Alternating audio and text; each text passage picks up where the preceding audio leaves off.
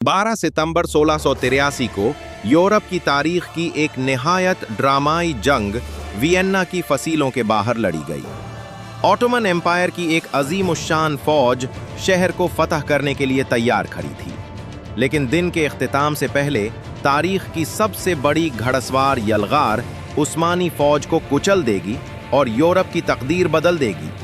सदियों तक Ottoman empire जुनूब मशरक़ी Europe में मुसलसल फैलती रही। 17वीं सदी के आखिर तक उस्मानी फौजें बाल्कन्स और हंगरी के बड़े हिस्सों पर काबिज हो चुकी थीं। उनका अगला बड़ा हदफ वियन्ना था, जो ताकतवर हैब्सबर्ग मोनार्की का दारुल हुकूमत था। अगर वियन्ना गिर जाता तो उस्मानियों को अहम तिजारती रास्तों पर कंट्रोल मिल जाता और वस्ती यूरोप का रास्ता खुल जाता। उस वक्त यूरोप के बड़े हिस्से की तकदीर उसी एक शहर के दिफा पर मुनहसिर थी। 1683 में सुल्तान महमद चौथा ने हैब्सबर्ग एम्पायर के खिलाफ एक बड़ी फौजी मुहिम की मंजूरी दी। इस फौज की क़यादत अजीम वजीर कारा मुस्तफ़ा पाशा कर रहे थे। तकरीबन 1.5 लाख से ज़्यादा सिपाहियों पर मुश्तमिल ये अजीम उस्मानी फौज बाल्कन्स के रास्ते शुमाल की तरफ बढ़ी। जुलाई 1683 तक वो वियन्ना के बाहर पहुंच चुकी थी और शहर का मुकम्मल मुहासरा शुरू हो गया। शहर के अंदर मुदाफ़िईन की तादाद बहुत कम थी। सिर्फ तकरीबन 16,000 सिपाही और शहरी मिलिशिया अर्नस्ट रूडिगर वॉन स्टारहेमबर्ग की क़यादत में शहर का दिफा कर रहे थे। 2 तवील महीनों तक उन्होंने भूख, बीमारी और मुसलसल गोलाबारी का सामना किया।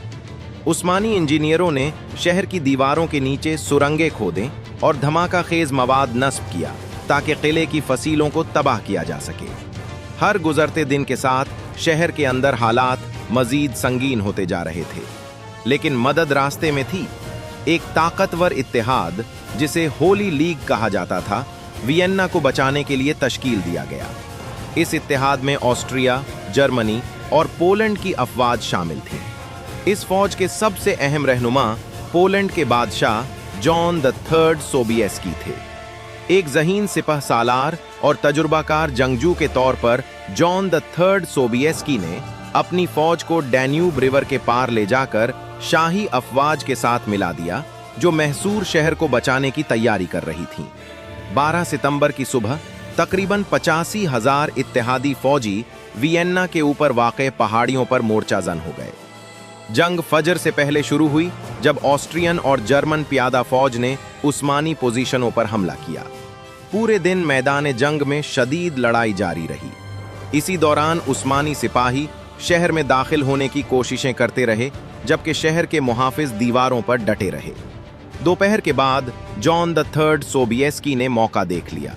उन्होंने मैदान जंग के ऊपर पहाड़ियों पर तकरीबन 20,000 घड़सवारों को जमा किया। उनमें मशहूर पोलिश विंग्ड हुसार्स भी शामिल थे। फिर एक जबरदस्त यलगार के साथ ये घड़सवार पहाड़ियों से नीचे उस्मानी फौज की तरफ लपके। ये तारीख की सबसे बड़ी घड़सवार यलगार थी। सारा दिन लड़ने के बाद थकी हुई उस्मानी फौज उस हमले का मुकाबला न कर सकी। चंद ही लम्हों में उनकी सफ़ें टूट गईं। कैंप में अफरा तफरी फैल गई और फौज भागने लगी। जॉन III सोबिएस्की खुद कारा मुस्तफ़ा पाशा के शानदार खेमे में दाखिल हुए, जो उस्मानी फौज की मुकम्मल शिकस्त की अलामत था। बैटल ऑफ वियन्ना की ये फतह यूरोपी तारीख का एक अहम मोड़ साबित हुई।